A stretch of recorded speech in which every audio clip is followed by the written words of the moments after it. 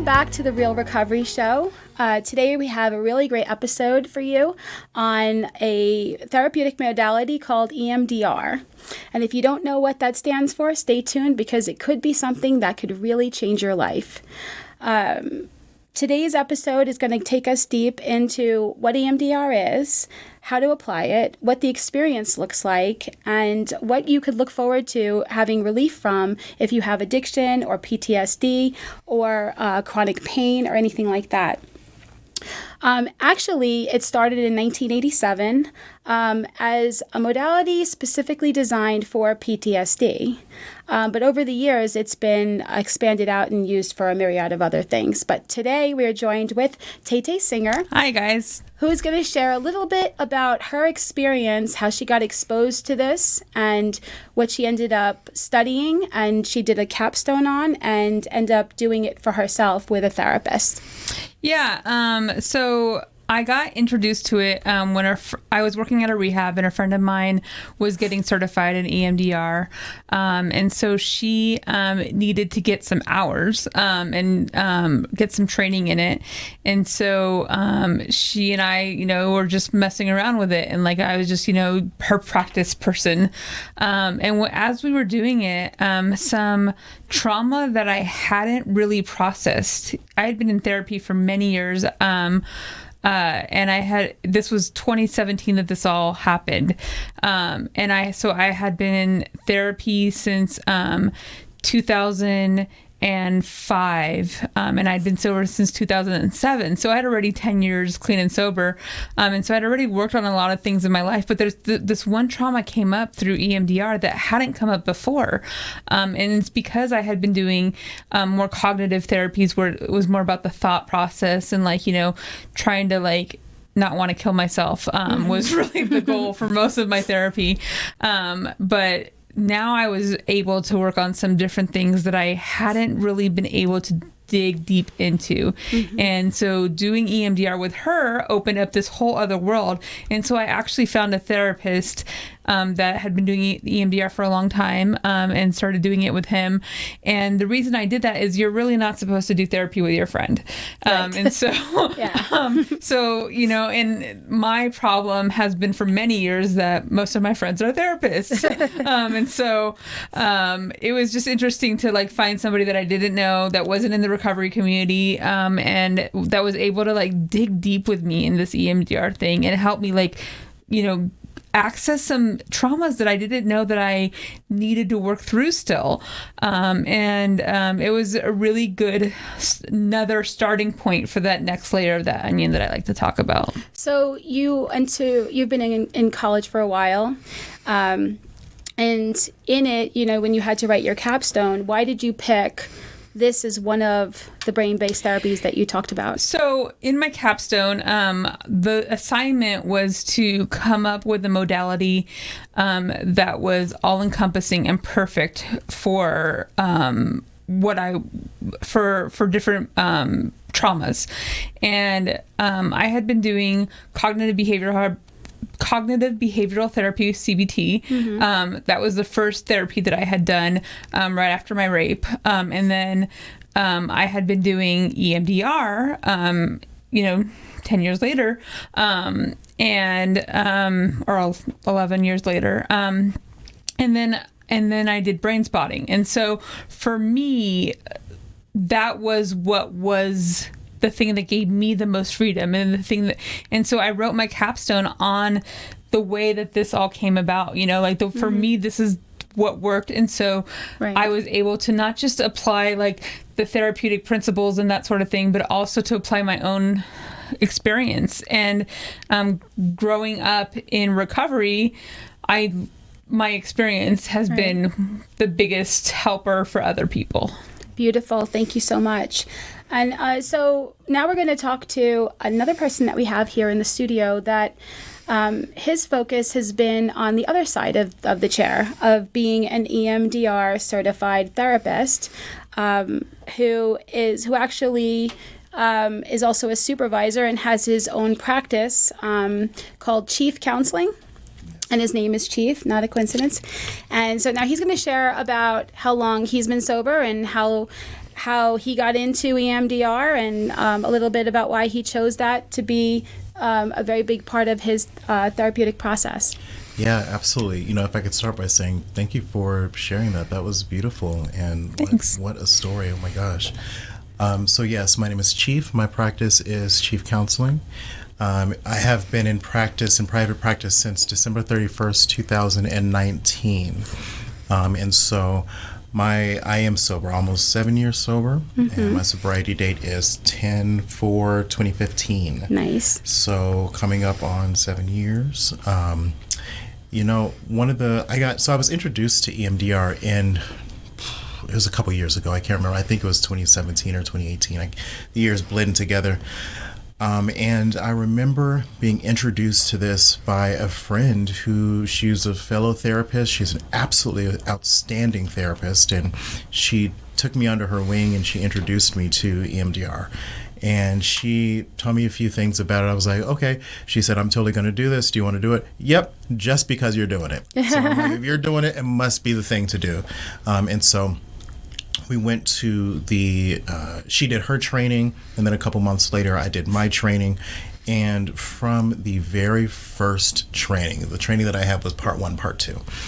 Part 1, I was sold. I was like, what is this? And so this is it absolutely amazing form of therapy. Now, I wish that I could say that my first personal experience in seeking out an EMDR therapist was a great one. It wasn't. The EMDR therapist that I had, she's a wonderful woman. She's a wonderful therapist. And she was kind enough to, allow me to work with her in therapy. And it just, looking back, I feel as though maybe the explanation for what this wasn't something that I could really comprehend and conceive of. So then when we got further into what we were actually doing, I just wasn't able to either connect with it or something. And so I left this modality and went to a different modality, which, funny enough, I actually integrate with EMDR from time to time, depending on the case. It would be really nice to know that there's something that could be done to help the mind be able to deal with chronic pain better. Another thing is that it could be used for eating disorders. And I understand, now understanding more about what EMDR is, I can understand how it could be used for that. And I've had bulimia and body dysmorphic disorder. And so I can understand where that could be a really powerful tool for that.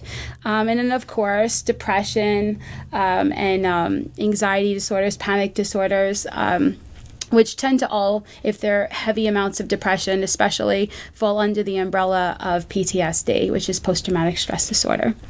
And so in your practice, what aspects do you focus primarily on PTSD, or have you ventured yet into any of the other things, or you just don't have the clients yet, or whatever to?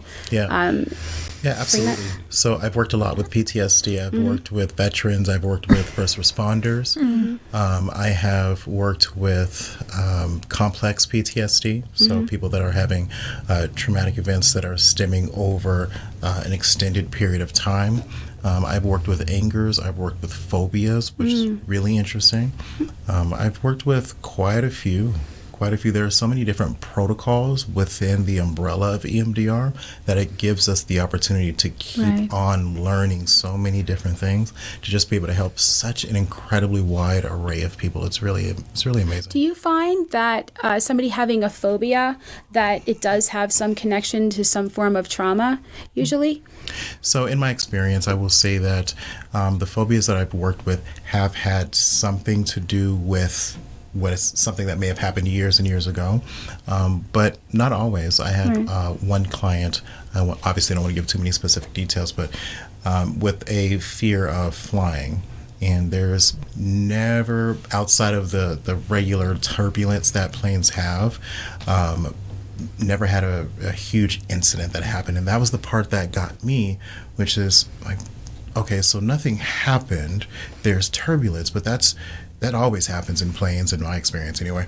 And so how do I work with this? So working with that client, and then his report after the trip was incredible. Nice. Well, what's interesting about that is, like, I was just thinking when you were saying that about, I was a kid when the TWA crash happened. Oh yeah, you can just observe something. Like, for me, that was scary. You know, that was a scary thing to see on the news. Yeah. And I mean, since then 9/11's happened, you know? And so, like, even if we didn't necessarily experience it, it doesn't mean that it wasn't a traumatic experience. Plus, a lot of times when something happens that is a traumatic experience, a lot of times the mind just wants to wrap it up and then make a summation. So my takeaway from this experience is, don't ever this. Right. And we don't remember the why we got to that conclusion. Yeah. You know, like when I was a kid, my dad rejected me, I felt, and by telling me he wanted to be left alone. And I made a promise that no man was ever going to hurt me again, and I'm never going to let anybody in, and like all over that. Yeah. And he just wanted to be left alone.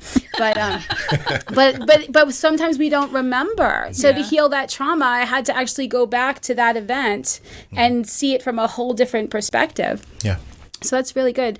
And for you've done EMDR primarily on or just on PTSD as well, correct? Yeah. So I actually yes, it's on PTSD, but I get very, very anxious, and I think that my anxiety was the worst during COVID. And I mean, you know, from being around with masks and that sort of thing, and so there was some traumas that I had to like work through, you know, of with the isolation and the being constricted and being confined and being lonely, and you know, so like for me it was more of like situational things that I had to find the roots of, and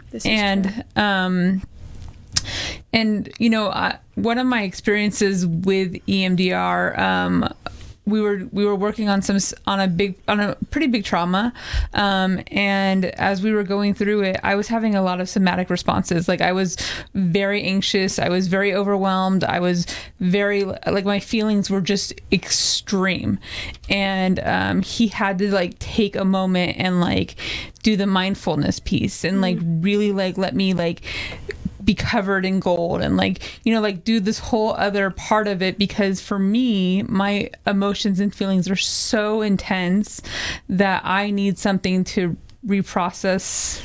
Right. I think honestly, if you have PTSD, you're either going to have frozen feelings, or you're going to have explosive or emotional. Like, you're either an imploder or an exploder. Not to be so black and white with it, but I've met people who thought that they did not have PTSD and did not have anything to heal because they just did not feel anything. I'm like, you know, that's not normal. You know, we had like a previous episode on feelings where we had this feelings wheel, and it just broke them all up into all these different feelings. It's mind-numbing how many different ways you could feel, not just sad, angry, happy. You know, that there's other things to feel in our lives. And so one of the things that appealed to me when I was learning about this, though, was what I read about that it's such it's an appealing thing, because oftentimes when you think about therapy, and it's not to say that talk therapy is bad, because oftentimes talk therapy is the thing that a person really needs to have or to experience. It's not making any particular way of therapy bad, right? But sometimes a person wants to really get in there and shift that perception and have some tools and a really talented therapist, and they want to do it in a more efficient manner. And so EMDR is obviously more efficient than talk therapy, which could be very drawn out and take a lot of time. EMDR could be a really good adjunct to any kind of therapy where you really want to get in and deal with some things and get faster results with minimal talking. Yeah, that's a big thing, is that because of these types of traumas, sometimes talking it to death is worse. I mean, you can speak to that, like... Yeah, so thank you for bringing that up. You know, when we're talking about these therapies, it's not to say that can't be effective, but we're going from that part of our brain that's thinking and rationalizing and things of that nature, and oftentimes the trauma that we've experienced, it's not where that's not where it is. That's trapped in our body. Right. And so when we're going from a bottom-up perspective and working with our body first in a therapy like EMDR, that's why we can come to a resolution of our symptoms more rapidly than if we start from the top down, because we're going from what our body is experiencing and the different parts of our body that are experiencing those symptoms. And Sure. that is why it can be a faster resolution. Sure, but wouldn't you also say, and you don't have to agree with me, but wouldn't you also say that oftentimes people experience that they need to crawl before they walk, like they need to be able to start even having the conversation? Because if you take somebody who may have PTSD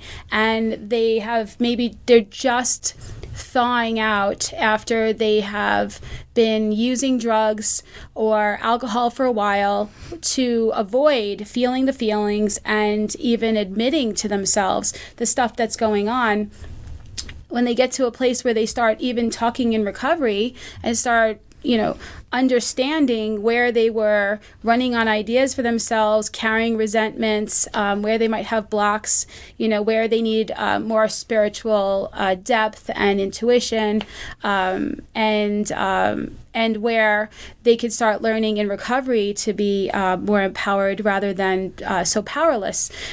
When you say that somebody can't just go from, okay, you've stopped the drug, now start the EMDR, wouldn't you say that a person needs to kind of be in a position, I mean, not to say that you speak for everybody anyway, but just wouldn't you say that somebody needs to kind of get to a place where they're ready for that, to be able to even trust a therapist, a stranger?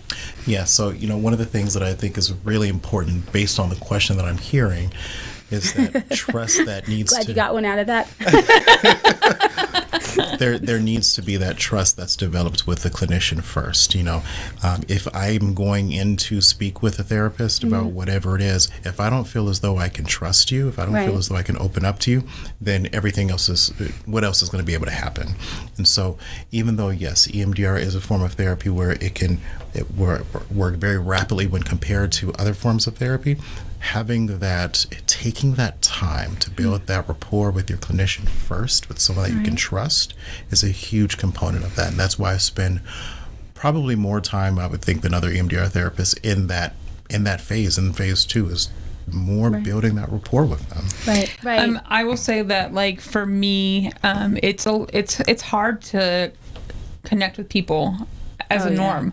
And so for me, like, I really have to trust someone before I'll go that deep.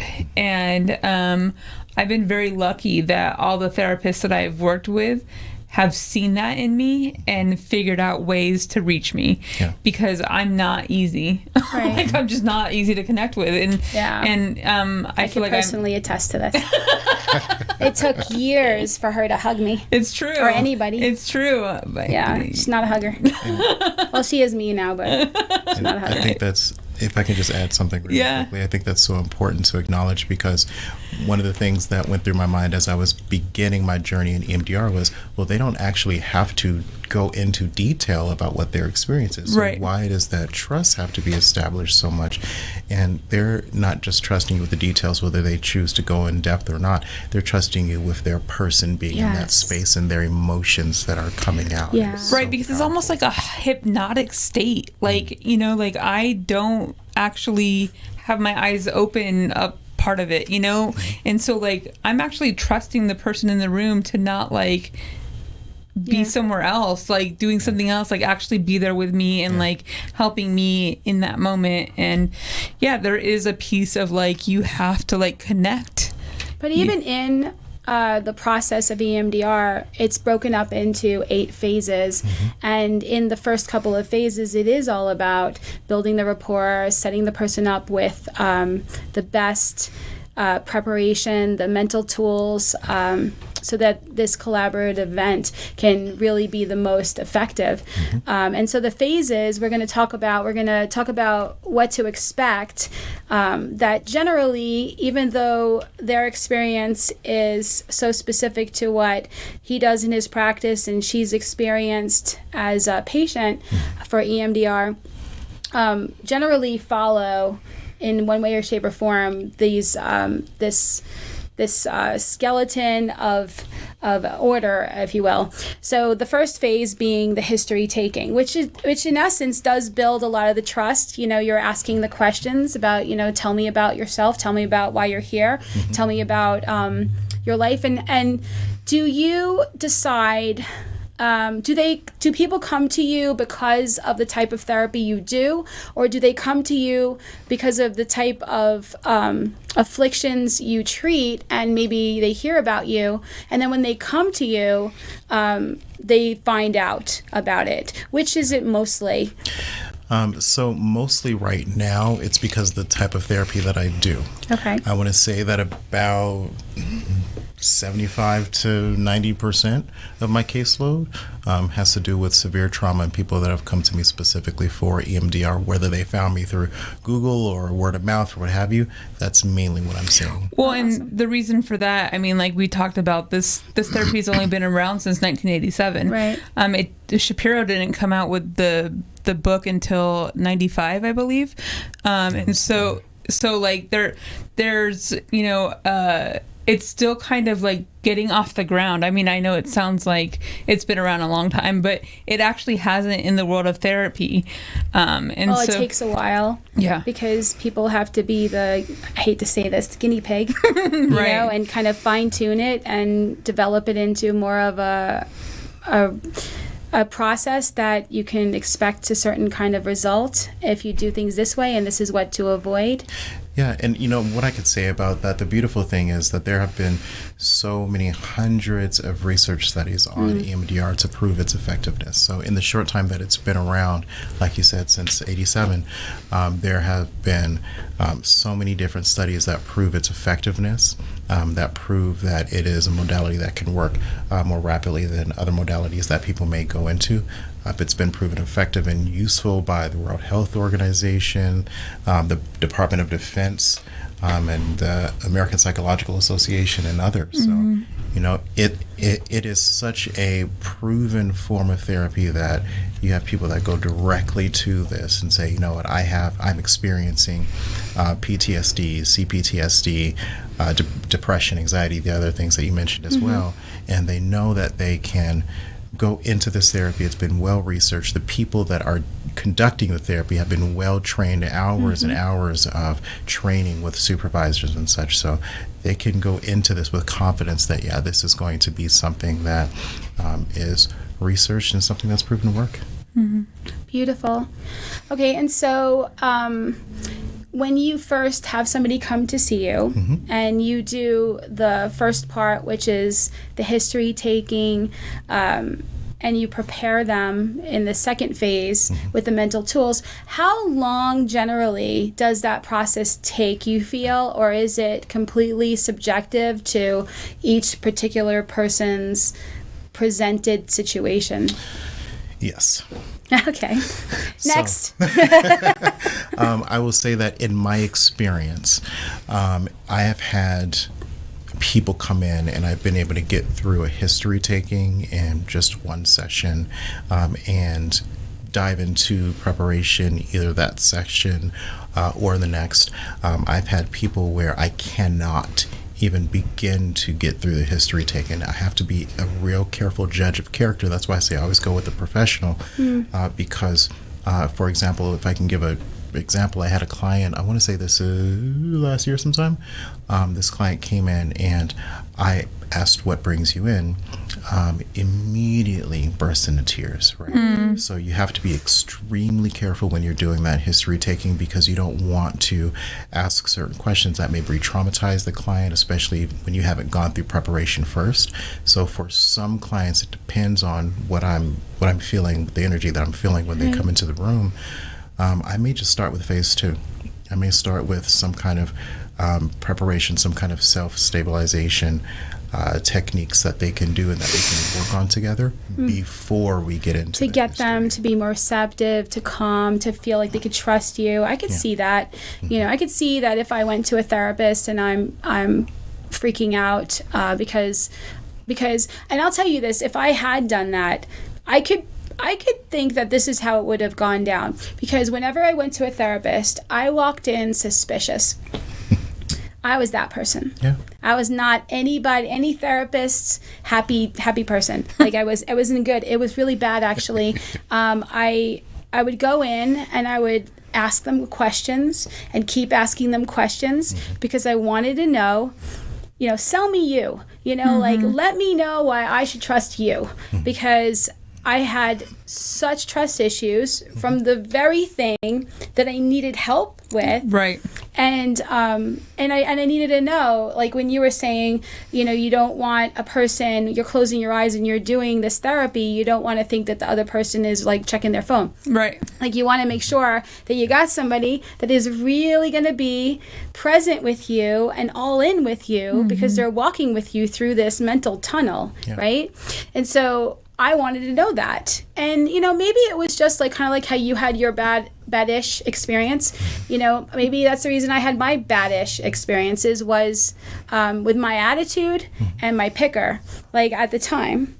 Well, I mean, like I think about my very first therapist, like she was actually an intern. So she had a supervisor and all that stuff. And I remember saying to her as I sat down, and I was still using at the time, like I was a completely different person. But I said to her, I'll teach you a few things. And I always think that when I go into a therapy, especially now that I'm so educated, like, I didn't think of that. I'm like the worst patient ever. Right. Because I'm like, well, what about this? And have you heard about this? And do you know this? And because I just know a lot of things. And so it's really hard for me to find that person that I can trust and believe in and feel like they really got my back. Because it's really natural if you have PTSD to have trust issues. Right. Can I throw something out there? Yeah. I love both of those things, right? So I'm coming from the experience of having my own therapist, right? And I've gone through several therapists. And the therapist that I have now is absolutely amazing. Has helped me through quite a number of things over the years. And so going in with that attitude of I'm going to ask you about you, tell me about you, sell me on you, I absolutely love that because you are trusting this person with something that is so fragile, which is you are trusting them with you. And so if I have a client that comes in and wants to ask me 1,000 different questions, ask away, right? Because I want you to know. Beautiful. Well, and I love that. The cool thing about that is like they actually sometimes frown upon you giving too much information about yourself as in the field. And so like I've been blessed where I've had therapists that actually like knew that I needed that. That I couldn't I take needed somebody that connection. who wouldn't share. I need to know. It's kind of like in recovery when you want to heal from an addiction and you want to know that the other person's walked through that. I need to know. It can't just be that you went to school, you didn't know what you wanted to be when you grew up, and you just picked a thing, and you just chose it, and there's no reason, you've done no work on yourself to find out where you're codependent or driven and whatever like that. I just can't think of a therapist that doesn't have a reason to be there. Doesn't have a reason, but there are therapists that in spiritual corners, they call it the unhealed healer, who believes that they're just there for everybody else. Well, and so right? I've heard it as called the wounded healer. Yeah, well, in therapeutic circles. Yeah. But in spiritual circles that I'm familiar with, they call it the unhealed healer because they don't think they themselves have a reason why they're doing it and a reason to keep benefiting from the doing it. Like I'm sure you learn things as you go about yourself, don't you? I learned so much about myself, and I welcome learning things from my clients because I'm not the I know everything. There's no way I know everything. It's a There's journey. so much left to learn, to experience, and so I learn more about myself as I'm working with other people. That's perfect. Well, the opinions expressed here are strictly those of the people who gave them and do not represent any 12-step program or should replace your own intuition or professional medical advice. At this point, we're going to take a break and we'll see you in a little bit.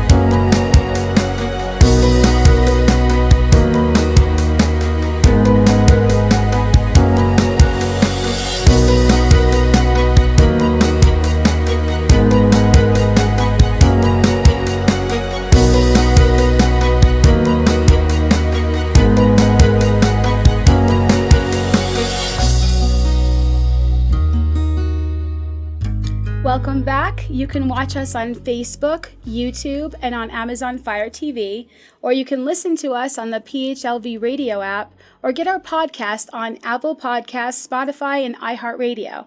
And if none of that means anything to you, just go to themeetingspace.com and click on the Real Recovery Show. You'll see a list of all of our episodes that you could watch at any time, and also links to all those things, the podcast, the Spotify, all of that, so that you can listen audibly instead if you want.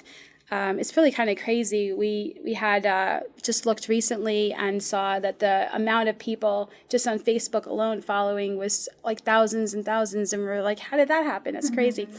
But anyway, so before the break, we started talking about the 8 phases that EMDR is broken into. And so we started off by talking about the history taking, the getting the background, the getting comfortable, the starting the relationship in the first part with the history taking. And then the second one is preparing the person. And in that, a person can be taught different mental tools, or maybe emphasized ones that maybe they already know that they could be using for this process, not just for what they go into for the EMDR session, but also in general to be comfortable to start off there. And I read this article written by an EMDR therapist, and she said that she also uses certain words that signify either stop or slow down,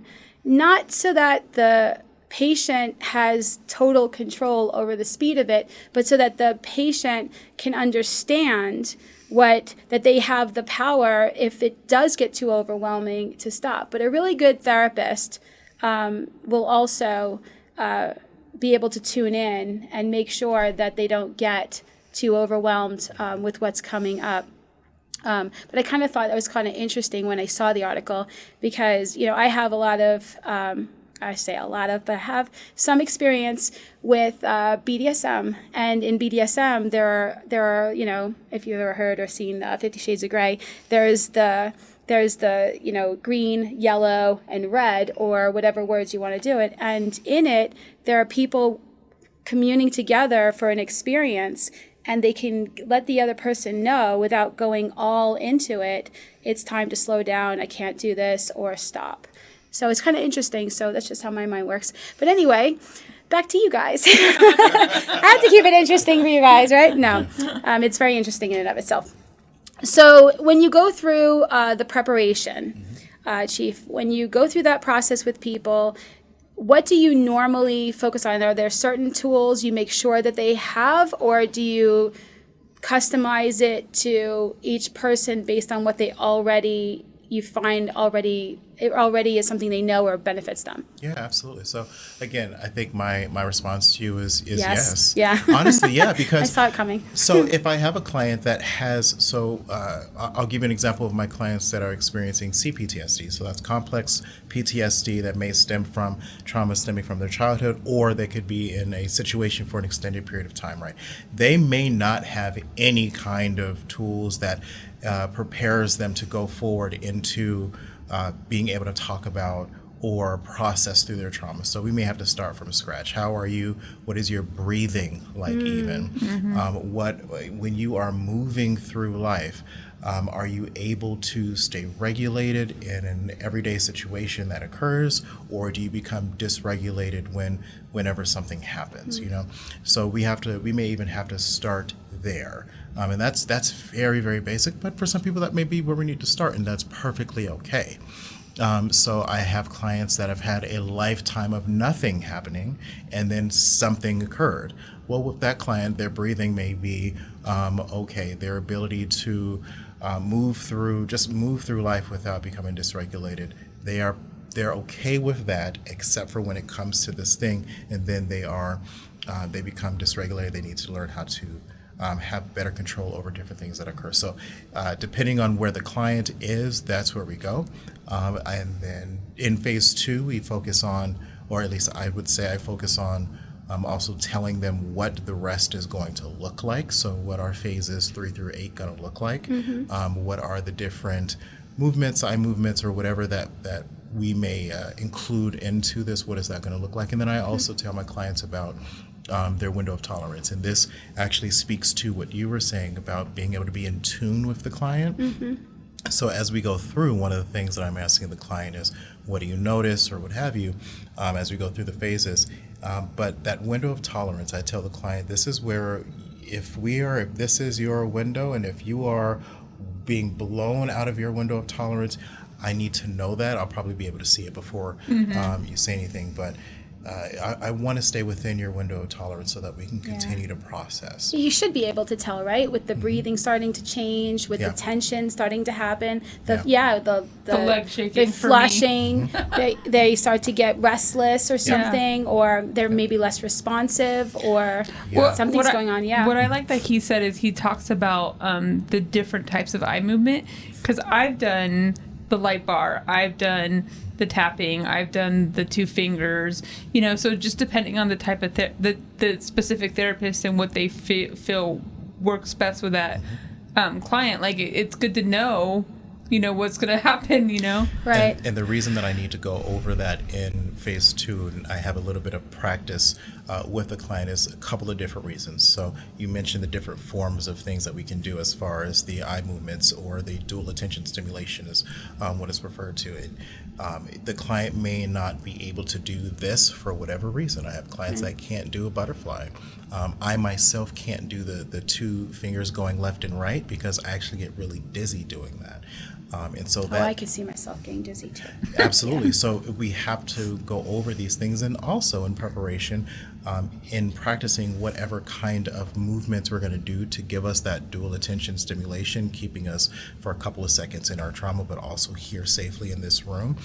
That's how we learn how to install or allow the client to experience the positive things that we set up in the preparation phase. Right. So Okay, so we have tools, we have preparation, we know what we're going into, we have a decent idea, we can start feeling comfortable, we can imagine the process that we're about to walk into. Well, then now we go into phase 3, which is the assessment, which we focus now on what is it that we're really wanting to work on today. And it has 3 parts to it, actually more so 4. One is, what is the image, what is the thing you picture about the event that's associated with this fear or the depression or whatever that you're trying to heal. And then what is the negative belief? What is the narrative? What is the script that is running in the mind? And then also, what are the related emotions? Maybe not even something that you're really aware of that you're feeling, but maybe the body sensations that you have. And this is all really important, because sometimes people don't actually remember as much the event and the image, but the thing that they might be able to ascertain quicker is the negative script. We talked about on a previous episode that, somebody had once said to me, how do you know what your intuition is? How do you know what your buried subconscious ideas are? That's all tucked away and nobody really has access to it. And I said, just get upset and then complain about it. And you will start to hear exactly what you're really thinking. And if you ask yourself, where did you get that idea, or what does it remind you of, you'll be able to remember, a specific event or something like that. Like with everybody having varying degrees of being able to do it based on how much they've experienced repression. But at the same time, these things that are in our subconscious, they're in the back of our mind, are not dormant. They're not inert. They're not doing anything. It's not like, well, why go? Why even bring this stuff up? What is the point? I don't really want to feel this. I don't really want to go through this. Well, you're living a limited life, because this is the programming that's deciding how you see things and what you choose, and whether or not you have the courage and the empowerment to do things in a bigger way. And all the times that you may feel like you wish your life was different, but you don't understand why you can't do that. It's the negative scripts. It's the the trauma response. It's the idea, like, I don't want to be like that person. I don't want to go back there. I don't want to experience that again. I just got the chills. So we make decisions about who we think we're supposed to be and what we think we're supposed to be experiencing in this life and how much we think we deserve and whether or not we think we can have something or can do something, all based on these ideas, these beliefs, these decisions that we've made in sometimes a fraction of a second, because of an event that was so overwhelming by the way the mind was interpreting it, that the mind has to say, okay, our solution is don't ever this, or let's not this, or never mind that, or I can't this, or I suck at that, or whatever. But whatever it is, there's a reason to want to go through this. And I'll say this last thing and I'll turn it over.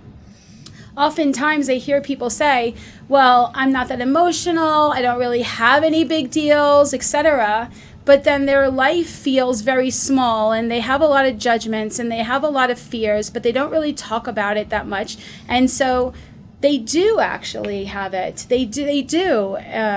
We get to a place where whatever it is that we're running on, the narrative that we're interpreting our environment with, it gets to a place where it's intolerable and we're ready to break free of whatever it is. And so when we're ready, this is a really great way of, if you can have the image of whatever it is, the negative belief and the emotion, and possibly even, and this is the last part of it, a positive belief that maybe you concurrently at the same time believe, or something you wish you would believe. It could be the opposite of the negative belief, or it could be just a thought, like, I wish I was able to think blah, blah, blah, blah, blah, because I feel like I'd be so much freer.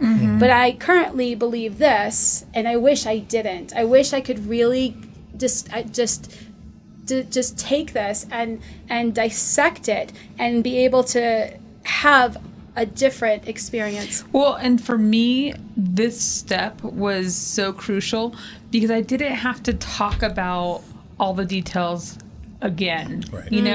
Like, it was just like, okay, what do you see? How does that make you feel? On a scale of 1 to 10, where is that feeling? Like, it wasn't like me rehashing all the gory details again. It was just me giving the therapist the ammunition to help me reprocess this. Yeah, you don't have to go into detail. I think that's something that's so important about EMDR, and that's something that really makes EMDR stand out when I consider it in relation to the other therapies that I've done. I've had clients that their therapist has said, why don't you go to Chief to get EMDR and then come back? Now, in that statement, the thing that I will say is EMDR is a full treatment in and of itself. However, you can have that dual attention stimulation component, and that just in and of itself can be beneficial to clients that are experiencing things. I have a client that just recently experienced a huge trauma and has a current therapist. And that therapist said, why don't you go to Chief and experience that part of EMDR, which for him was phases 3 through 8, essentially. And it took about 2 sessions, and then the client was, what they were feeling right after the trauma, completely gone. I can imagine that therapists would be like, you know what? Maybe I could just cut out the middleman and go and get certified to do this myself. But some therapists don't want to. Right. I mean, like, when I started seeing a therapist for EMDR after I'd done it with my friend and started actually seeing a therapist for EMDR, I was seeing a therapist that I'd been seeing for 10 years. And she did CBT and DBT. She didn't do brain-based. She did cognitive. And so, like, there's some therapists that don't want to go there, and there's some therapists that just aren't, it's just not their thing, like, I don't know how to explain it. Everybody needs to do what's right for them, the patient, the therapist, etc. Absolutely. But if you are a therapist and maybe you're watching this video because it's something you want to move into, I hope that this video can help you as well. Just get your head wrapped around maybe if this is right for you in your practice. Yeah, absolutely. So in this process of the assessment, what if they don't have a direct memory of like an image, if you will? They just have the negative script and the feeling, but they don't have a visual. Can you do it still? Absolutely. So you can work with emotional clusters. And so Which are? So, for example, you have a situation where a person is getting angry around a certain thing or things that are occurring. You can work with that. Oh. You don't always have to have, it goes back to specifically this situation. You just have what comes up for you when a trigger occurs. Oh, interesting. And you can work with that. So would that be that in a cluster, let's say this person has anger issues, right? And so they get angry about these people, these situations, and you kind of just say, okay, you could picture the scenario that you've seen yourself get angry and what you feel the other people are doing, and you can use that. You can use that. You can go through each person individually and that would have been so helpful. work with that. Well, I will say that, like, for me, when we did some of this, like when I would pick a situation or whatever, by the time we were done, it was a completely different situation. Yeah. That can occur when you get through working with, maybe if you go through it by each person, by the time you finish one or two, the whole thing you may not feel anything at all. And part of that is because there's a part of the brain that when you are encountering these really intense situations, that part of the brain that controls memories and things of that nature starts to shut down. And so you literally may not remember. The memories have not been encoded, and you have no access to anything that happened. But your body's going to continue to feel what happened. And so And your negative script from it is going to continue to keep fueling that as long as it is. I had an incredible amount of toxic shame. And I had one of them was I was told that I was lazy and a leech. What good am I?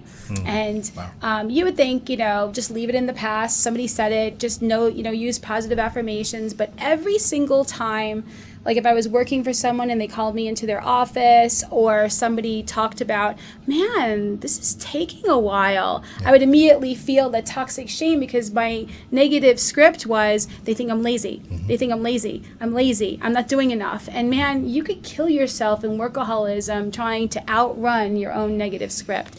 Yeah. And so that's really good. And so for me that was, you're stupid. Like I was told I was stupid a lot when I was young.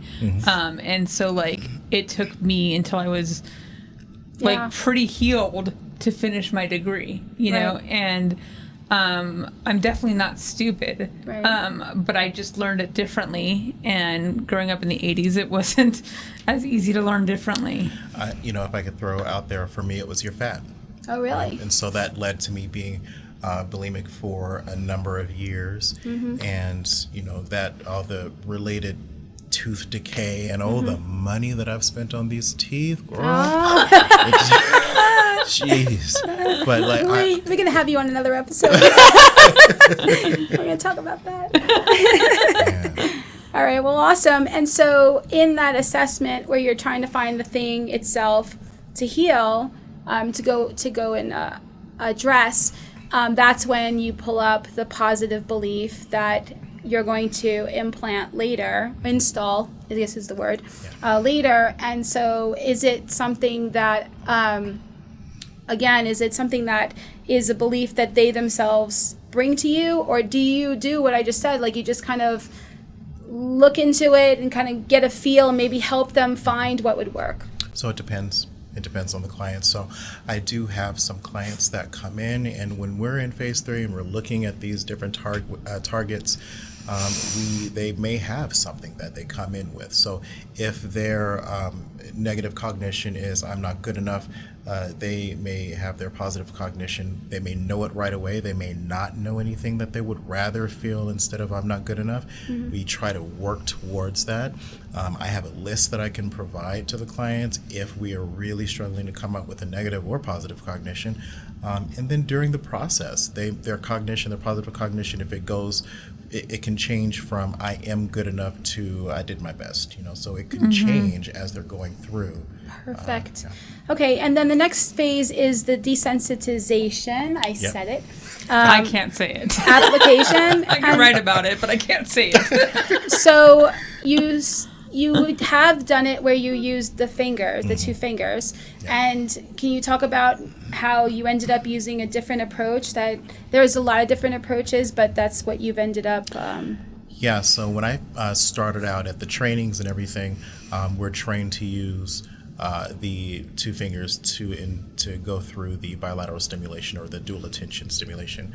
And so that's, I think, what EMDR might be most known for, because that is a component that's unique to EMDR, is that component there. But that probably looks weird. I'm just shaking my fingers there. But there are so many different ways that you can do it. You mentioned a light bar. I used to have tappers, but tappers and water do not mix, so I no longer have tappers. You can do tapping on your legs. You can do butterfly if you're comfortable. And the thing that I have ended up using now, part of COVID and not wanting to get too close to the clients to do the hand waving, I've started to go from kneecap to kneecap and have the client watch their hand as they're going from kneecap to kneecap. I was introduced to that by learning a protocol called RTAP, so it's recent events trauma protocol. And so if something were to happen, a huge trauma were to happen, this is the kind of protocol that I would use if I were called into the field. And it's just my experience. I have not done any research or anything like that, but it seems like that works a little bit faster than the other forms that I've used. Now, it could be a whole mix of things that plays into a part of that, but that seems to be my experience. So if the client is comfortable with that, and we go over a host of different options, if the client is comfortable with that, then that's what we stick with. And no matter what you use, that dual attention stimulation is what we're trying to get at, so that the client is present here, safe in the room with their therapist, but we're also allowing them to go back and process chunks of the trauma a little bit at a time. I mean, depending on where they are, so that's why you have to be in tune with your client. You may process 10 seconds, 15, 30, it just depends, but that dual attention stimulation allows them to be here and process chunks. And so is it a back and forth motion no matter what, whether you do kneecaps or you do two fingers or doing this or kneecaps? Is that always the goal, is to just have their eyes moving back and forth while they're going and looking at what it is that they need to desensitize? So I've trained primarily with eyes, but it doesn't have to be the eyes. You can use something with sounds as well. I also have that option. I found this online system that allows you to do the eyes, and this is when we were all on lockdown. What do I do? And this is before I discovered the RTEP protocol. But you can do sounds as well.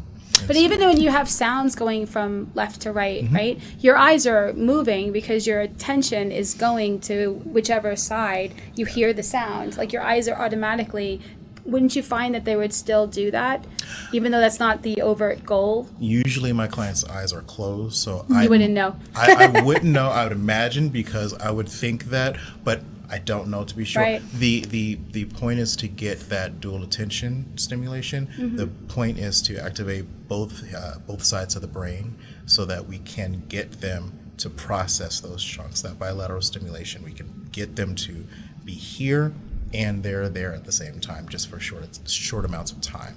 That's the key. Regardless of how you do it, with eyes, sounds, tappers, light bar, what have you. Yeah. Gotta get you. There was one time that I did it where I was like actually holding something. May have been the I'm saying tappers, buzzers. It like buzzes in your hands, back and forth. But you buzz or they buzz? No, it just does it. Like the machine just like does it. Like a vibration? Yeah. Oh, interesting. And then there was another therapist that I was working with that she tapped my hands as she did it, when going back and forth. And what was interesting about that is, I mean, I'm not necessarily someone that likes to be touched by people. So that's a lot of trust. And that was the thing, is like, I knew I must trust this woman implicitly because I'm letting her touch me. Letting you get that close to you as well. That's really close. And like I said, with COVID, I kind of stop getting that close to people, but that's a lot of trust, and that trust that's developed during phases 1, 2, and 3, so that we can get into 4 and have that kind of work. That's a lot. Well, and it was also we had been working together for a few months by that point, so you would already have that. It was the way that she like progressed navigated me through other things, you know, that kind That's of beautiful. helped it. Yeah. And I've seen Tay go through this process too. I knew her before she did it. And I can attest to also the degree of trust that she ended up having, or even her, when she would talk about the therapist, of how it would be more and more in a very comfortable vibration, and she just really felt like this is somebody that she trusts, and I think that that's beautiful. I guess if I could tell you a quick story. So Tay came to work for me, and when the recovery store first started on Fort Apache, and Tay told me in no uncertain terms that I am not to hug her in any way, shape, or form. And I also made her cry when she dropped a whole bunch of books on the floor, but that's a whole other thing. But then she tries to hug me, and I'm like, why would you make me uncomfortable? Why do you want to hurt me? Why do you want to hurt me? She would say. You know, she had all of the retort. So one day, I had to leave, and I was in a hurry, and I'm thinking, okay, what do I need to do to get out of here, blah, blah, blah. And she was helping a customer. And so I said, all right, goodbye. And I went towards her. And if you could imagine that everything started slowing down. And I went to her, and she goes, what are you doing? And I was like, oh my God, I'm so sorry. Oh, no. And I was like, okay, I'm out of here. And I left, and I go, oh my God. Like, I have to remember. Now you can hug me whenever you want. Now she asks me for hugs all the time. Yes. Just let you know. Anyway. So now we've done the desensitization, and I'm sure nothing is, you know, one thing and then you do the next. Everything's so interwoven in this process, because the next two phases, the fifth phase being the installation of the positive message, and the sixth stage being the body scan. You know, how are you doing? What are the results? How do you feel now about this? Have we accomplished what we needed to accomplish? With you, when you do that process, what does that look like for you with the positive and the Yeah, absolutely. So let's say we've gone through our target sequencing, we've done our phase 3, and we're moving into phase 4. And so I'm starting by asking them when they bring up that incident, image, feeling, when they bring it up to the forefront of their mind, what are they feeling? How strong are they feeling? Getting their subjective units of distress, their SUD, from a scale of 0 to 10. Mm-hmm. How strongly are you feeling it? Where are you feeling it in your body? And what's the negative cognition associated with that? Just to bring that up again. So let's go with I'm not good enough. What would you rather feel? I'm good enough. And then we just start from there. And so we start the bilateral, the BLS, bilateral stimulation. We start that process. And then about every 3 sets or so, so a set is just when we're going, and then I pause, I ask them, what are they experiencing? And that helps me be in tune with what they're experiencing, help them be in tune with what they're experiencing. What did they notice?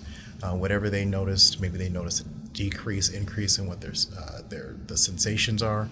And then I ask them to go with that. Whatever you're experiencing, go with that. And they resume the set. After about 3 sets or so, I ask them where their SUD is.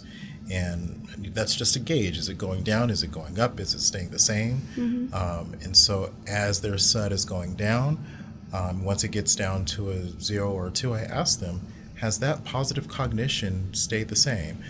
Is it still, I'm good enough, or did it change to I did the best I can, or what have you? Once we get down to a 0 or 1, we start working on getting that SUD, that VOC, VOC, validity of cognition, up to a 7. That's amazing. That must be such a beautiful process to work with somebody and to see the light go on, to see their shoulders relax, to see that they could tell you that they feel a certain way, but you could see it in a person. Yeah, I can see them going through that process. So That's beautiful. I have a particular client in my mind that's really tense, and then you start getting down to those from a 10 to a 7 to an 8, everything's relaxing. We are just like melting to the chair. There's the burden that's been released, and they literally feel lighter because they don't have that pent up negative energy stored in their body. Their body is processing it and releasing it however it needs to, and they are ready to move over into the installation phase. You can God, see that it. is so beautiful, because you think of a lot of times people who are chronic relapsers who have usually some form of PTSD, and to be in and out and in and out and in and out of addiction, and to think that there's no way, like, if I have this experience, I'm probably going to use. If I have that experience, if this gets triggered, if this person dies, I don't know that I can handle it, or whatever. If I lose this job, I don't know if I can handle it. And a person ends up having reservations about their sobriety and their clean time, because they, in the back of their mind, think, I don't know that I don't know, my trauma might take me out, And so to have something like that, which is one of the things that we look for in a drug or a bottle, is to be able to shift our feelings, right? Yeah. But in this way, it is way more long lasting, and it's not going to get you a DUI. I don't think, right? I don't know. The way you were talking about your client, I was like, wow, that feels like a nice little high. Like, all the relaxed. Help you avoid getting DUI. Yeah, your advertisement could be, get from a level 12 to a 1 or a 2. And so then you see the body scanning, and then a person, you get to a place where now they have this new positive idea, and so now the closure phase of it. If I could, I want to make sure that I emphasize phase 5. So phase 5 is that installation phase. So that is what's allowing you to envision that positive cognition in your life as you're moving forward. And so EMDR is a 3-pronged form of therapies, right? So we're looking at our past traumas that have led to the symptoms that we have now, when we're desensitizing those symptoms, and now we can go into the future with that positive cognition. Oh, so you have them replace the imagery as well, in a sense. Yeah. Yep. So I'm working to replace primarily the cognition, but then I also want to work with them in a future template if we can, and we can imagine them going into the future. And if there is this kind of situation that comes up, can you imagine using that positive cognition in it? And then we tap that in, or we use the dual attention stimulation to increase that from a 1 to a 7. So you use the eye movement therapy not just to desensitize the negative thought, but to more install the positive. Yeah. 100%. Interesting. Absolutely. All right, I'm late to the show. And that that's because of how the memory works. So if I say to you, the sky is green.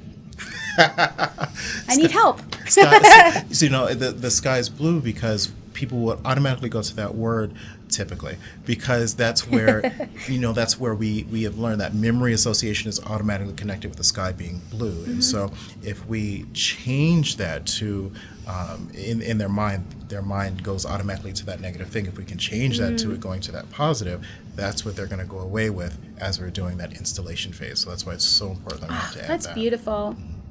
And so when you were doing it, when your therapist was working with you, Tay, and you went through all of that, did you end up having visualization of positive to look into, okay, what could my new picture be like? Or did it just something that you had the positive idea and that's it? So my positive ideas always change through the process. Like, I think that this is what I want the positive idea to be, and this is what it ends up being.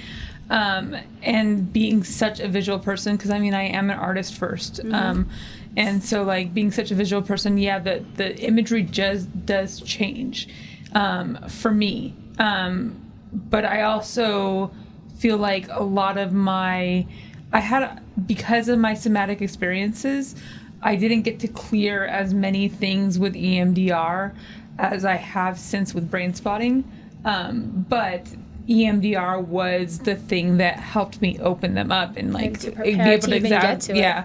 Yeah, for sure. So for me, most of the things didn't really resolve until I started brain spotting. But without EMDR, I would have never even been able to start it. I think that's also really an important little adjunct to add in here, is that oftentimes we could be too loyal to a label or too loyal to a particular method. Like, people will go to 12-step meetings and they'll think that, okay, now that I've totally signed up mentally for this program, should be all I ever need. And even like if they end up going with one therapist, or using one particular modality, they think, now this has really helped me, so this is really all I need. To be in the mindset of recovery, to constantly be evolving and healing, one must adapt an open mind, because maybe, like you were saying, what worked for me as a patient or as a woman sobering and getting healthier and healthier may not be the thing tomorrow. Maybe I'll need another tool. And even with you, in being the therapist, open to what else can work, what else can help me get to. I will say that for me, like if I think back to those first CBT sessions, and then I think to getting into recovery, and then I think to DBT and CBT and different therapists, because I had 3 different CBT therapists for different reasons, and then getting into, like, when I first started therapy, I thought I was going to be an LCSW because that's the therapist that I had. Right. She was an LCSW. I thought I was going to be in the CBT because that's the therapist that I had. And as I got, more educated, because, like, I actually know a lot about these things because of the work I do. And so for me, like, seeing it in a bigger, broader picture, I've been able to be like, okay, well, this is what I learned from work. This is what I learned from school. What works for me? And you get a very strong appreciation for that, the open mind, the willingness to heal, the willingness to be helpful. It's all you really need is your main tool, because more gets provided as you go. I would throw something in there. I'm so glad that you mentioned brain spotting, because the thing that I've learned over time, not being so you have to be flexible, right? You have to know or be willing to be open to what's going to work for you and what's going to work for you at different parts of your journey. Right, that's a big thing too. Different things will work at different times. Right. And then also EMDR itself is it includes different aspects of different therapies. So when we're talking about our body experiences, that's somatic experiencing right there. When we're talking about those cognitions, those are the thinking cognitive therapies that are right there. When we're talking about where are you feeling it in your body and being mindful of things of that nature. So it's adding different and then the history taking, more sometimes it uses a lot of talk therapy just in the history taking and the introduction of certain tools. Just it could be all of the different things, like a little of whatever caters to this one person to make them feel safer and to be able to trust the process more. Every modality is kind of like that, though, because even CBT started as cognitive therapy, then it was cognitive behavioral. Every therapy that you look at has components from other therapies, and that's and anybody, you don't just come with one tool, you know, because you can't have a hammer and think everything's going to be a nail, right? So the last phases of this, so we've talked about the history taking, the preparation, the assessment, the desensitization, installation of the positive belief, and then the body scanning, and then 7 and 8 are the closure and the reevaluation. Do you want to talk a little bit about that?